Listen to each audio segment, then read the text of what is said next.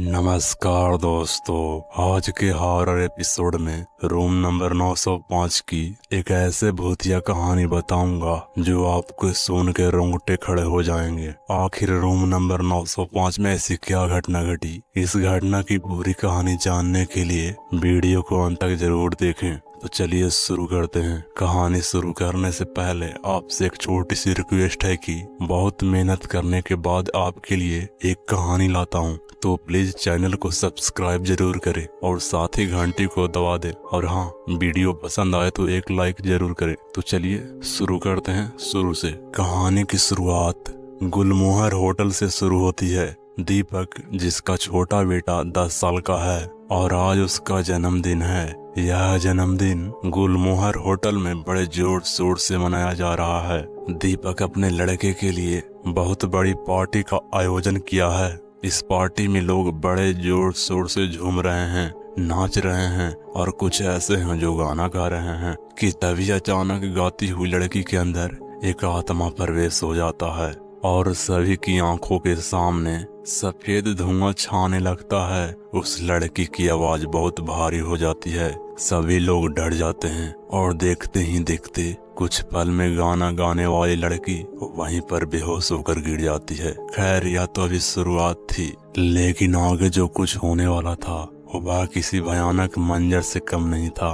Party वाली रात दीपक के बेटे सोनू को एक औरत की आवाज सुनाई पड़ती है जो लोरी आजा रे चंदा मेरा दुलार गाकर उसे अपनी ओर बुला रही थी।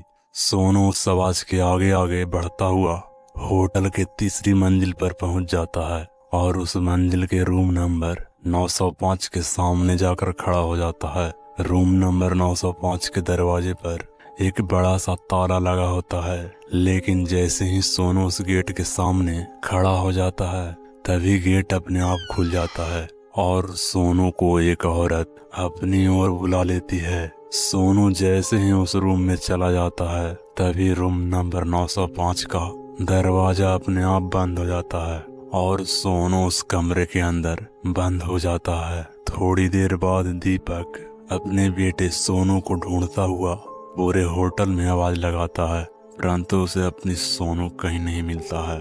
दीपक अपने सोनू को ढूंढता हुआ उसी कमरे के सामने आ जाता है।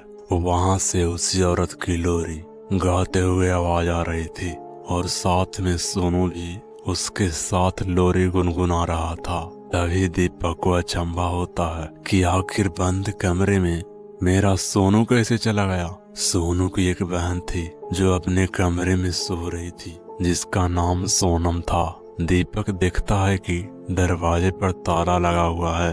वह जैसे ही सोनू को आवाज लगाता है उस कमरे का ताला अपने आप खुल जाता है और दीपक उस कमरे के अंदर चला जाता है। अंदर जाते ही दीपक देखता है कि उसका सोनू बेड पर बैठा हुआ है और उसके पास एक कुर्सी पड़ी हुई है जो धीरे धीरे हिलती है, परंतु उस कुर्सी पर कोई बैठा हुआ दिखाई नहीं देता है। लेकिन सोनू उस कुर्सी पर किसी औरत को बैठा हुआ देखता है। वह औरत सोनू को लोरी सुना रही थी। सोनू उस औरत की तरफ देखकर धीरे से मुस्कुराता है और अपने पापा की आवाज सुनकर उनके साथ कमरे से बाहर निकल जाता है। लेकिन दीपक समझ जाता है कि इस कमरे में कुछ गड़बड़ है। दीपक सोनू को लेकर कमरे से बाहर निकल जाता है और अपने कमरे में जाकर सोनम को साथ में लेकर कार में बैठने के लिए बाहर निकलता है कि तभी उसे पता चलता है कि सोनू ऊपर की तरफ किसी को देख रहा है और उसे हाथ हिलाकर टाटा कर रहा है, परंतु दीपक को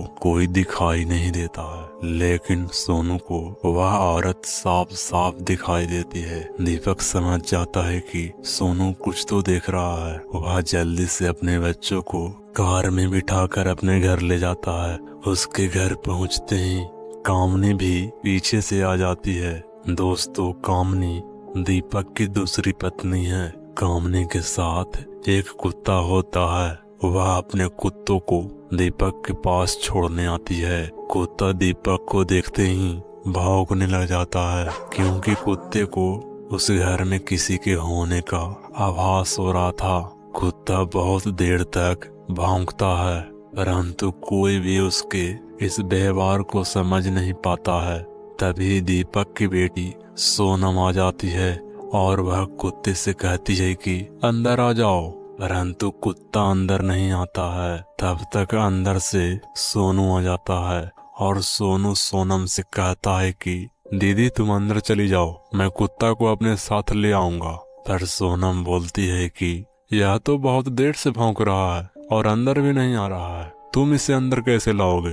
तब सोनू कहता है कि आप उसकी चिंता मत करो, मैं इसको चुटकियों में अंदर ले आऊंगा। सोनम अंदर चली जाती है। फिर उसके बाद सोनू कुत्ते से कहता है कि तुमको डरने की कोई जरूरत नहीं है, यह तुम्हारा कुछ नहीं बिगाड़ेगी, तुम अंदर आ जाओ। और इतना कहते ही कुत्ता घर के अंदर आ जाता है। दूसरे दिन सोनू को स्कूल जाना होता है। दीपक सोनू को आवाज लगाता है क्योंकि सोनू स्कूल के लिए लेट हो रहा था और दीपक को ऐसा लग रहा था कि सोनू अभी तैयार नहीं हुआ है। लेकिन जैसे ही सोनू कमरे से बाहर आता है तो दीपक देखकर हैरान हो जाता है क्योंकि सोनू पहले से ही तैयार होकर बाहर आ जाता है। उसे लगता है कि सोनम ने सोनू को तैयार किया है, लेकिन ऐसा नहीं हुआ था।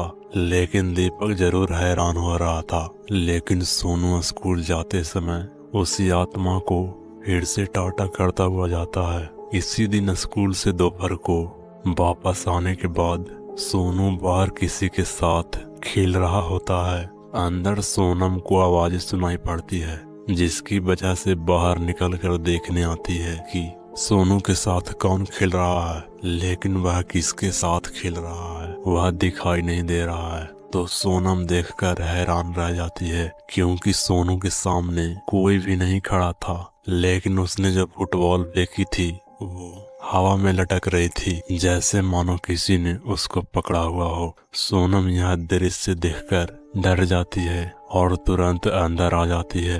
रात में जब दीपक घर आता है तो सोनम दीपक को बताती है कि सोनू किसी के साथ खेल रहा था, परंतु सोनम इतना ही कह पाती कि सोनू उसकी तरफ आंख दिखाकर उसे बोलने से मना कर देता है। अब सोनम को बहुत ज्यादा डर लगने लगता है और वह सोनू के सामने भी जाने से डरती है। उसी रात सोनम अपने कमरे में सो रही थी और उसके बेड के बगल में एक कुर्सी पड़ी हुई थी कि तभी अचानक सोनम को कुछ आवाजें पड़ती है, जैसे मानो कोई उस कुर्सी को हिला रहा हो, चर्र चर्र।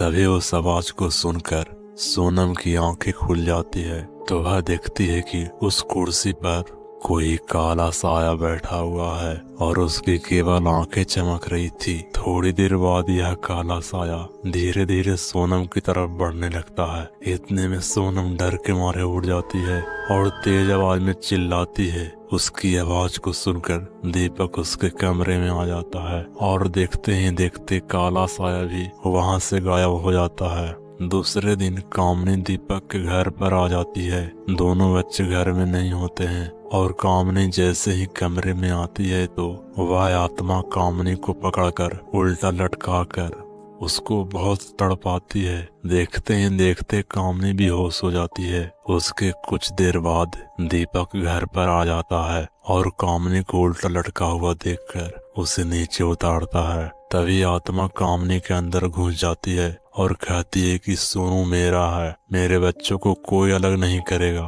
कामनी के अंदर घुसी हुई आत्मा के दोबारा इस तरह से बोलने से दीपक हैरान हो जाता है और कामनी को दूसरे कमरे में ले जाकर उसके मुंह पर पानी के छींटे मारता है और उससे पूछता है कि क्या तुम्हें पता है कि तुम्हारे अंदर किसी आत्मा का साया प्रवेश कर गया था जो तुमसे कुछ बुलवा रहा था। लेकिन कामनी को कुछ पता नहीं था। अगले दिन कामनी की सहेली रजनी दीपक के घर आती है। दोस्तों, यहाँ रजनी पैरानॉर्मल एक्टिविटी के सर्च करने वाली महिला है जो भूत प्रेत पर रिसर्च करती है। अब जैसे रजनी दीपक के घर पहुँचती है उसको आभास हो जाता है कि यहाँ पर कोई रूहानी ताकत मौजूद है। वह दीपक से कहती है कि तुम्हारे घर पर कोई प्रेत शक्ति भटक रही है जो तुम लोगों को नुकसान कर सकती है। दीपक उसको होटल में घटित सारी घटना बता देता है और साथ में यह भी ये कहता है कि सोनू जब से उस होटल से वापस आया है तब से वह अकेले में किसी से बातें करता रहता है। इस पर रजनी दीपक से कहती है कि क्या सोनू होटल के उस कमरे से कोई वस्तु उठा कर लाया था। तब ऐसे समय पर सोनू को बुलवाया जाता है और उससे पूछा जाता है कि क्या तुम उस होटल के कमरे से कोई वस्तु लेकर आए थे। सोनू सबको बताता है कि मैं तो यह छोटी सी गुड़िया लेकर आया था जो वहाँ पर एक औरत ने मुझे दी थी। रजनी उस गुड़िया को देखकर चौंक जाती है और सोनू से वह गुड़िया को लेकर दीपक के साथ उस होटल में जाती है। वहाँ पर होटल के मैनेजर को बुलवाया जाता है और उससे पूछा जाता है कि आखिर रूम नंबर 905 का क्या राज है, जरा हमें भी बताओ। इतने में मैनेजर रूम नंबर 905 का रहस्य बताना शुरू कर देता है। वह बताता है कि इस रूम में तकरीबन 5 साल पहले एक औरत रहती थी जिसके 1.5 साल की एक बच्ची थी और वह बच्ची इस गुड़िया के साथ खेला करती थी। एक रात उसका पति शराब पीकर उस औरत से मारपीट करने लगता है। उन दोनों की लड़ाई इतनी तेज हो जाती है कि वह औरत अपने बच्चे के साथ कमरे की खिड़की से नीचे गिर जाती है, जिसमें उसकी और उसकी बच्चों की मौत हो जाती है। तब से लेकर आज तक यह कमरा हमेशा के लिए बंद रहता है। यह कहानी सुनकर दीपक और रजनी दोनों उस कमरे के सामने जाते हैं और एक बार फिर से दीपक उस कमरे का ताला तोड़कर अंदर जाता है। वह कमरे में जैसे ही प्रवेश करता है तो उसे बड़ी हैरानी होती है क्योंकि अब कमरे में बहुत अंधेरा था और चारों तरफ मकड़ी के जाल लगे हैं। यह दृश्य देखकर दीपक सोचता है कि मैं पहले इस कमरे में आया था तब यह कमरा बहुत साफ सुथरा पड़ा हुआ था और कहीं भी मकड़ी के जाले नहीं लटक रहे थे, परंतु अब मैं आया हूँ तो यहाँ चारों तरफ मकड़ी के जाले कैसे लग गए हैं, जबकि कमरा में ताला लगा हुआ था। उसके सामने लकड़ी की एक अलमारी रखी होती है। तभी अचानक से उस अलमारी में से एक बिल्ली बाहर निकलती है और खिड़की से छलांग लगाकर बाहर कूद जाती है। तभी दीपक उस खिड़की से नीचे की ओर देखता है लेकिन उसे वहां कोई नजर नहीं आता है। दीपक बहुत डर जाता है और उसे हैरानी होती है कि आखिर बिल्ली गई तो गई कहाँ। इसके बाद वह जैसे ही उस कमरे में उस गुड़िया को फेंक कर बाहर की ओर आ जाता है, तभी दीपक को कोई पीछे से धक्का दे देता है और वह बाहर की ओर गिर जाता है और तेज हवा का झोंका रजनी को छूता हुआ कमरे के अंदर चला जाता है। और इस तरह से सोनू को फिर कभी यह आत्मा नहीं दिखाई देती है। अब रजनी समझ जाती है कि यह गुड़िया उस आत्मा से कनेक्ट थी जिसको द्वारा वह सोनू के पीछे पीछे चली गई, क्योंकि सोनू उस कमरे में से गुड़िया उठा लाया था। कैसी लगी हमारी कहानी कमेंट में जरूर बताइए। तो मिलते हैं अगले कहानियों के साथ।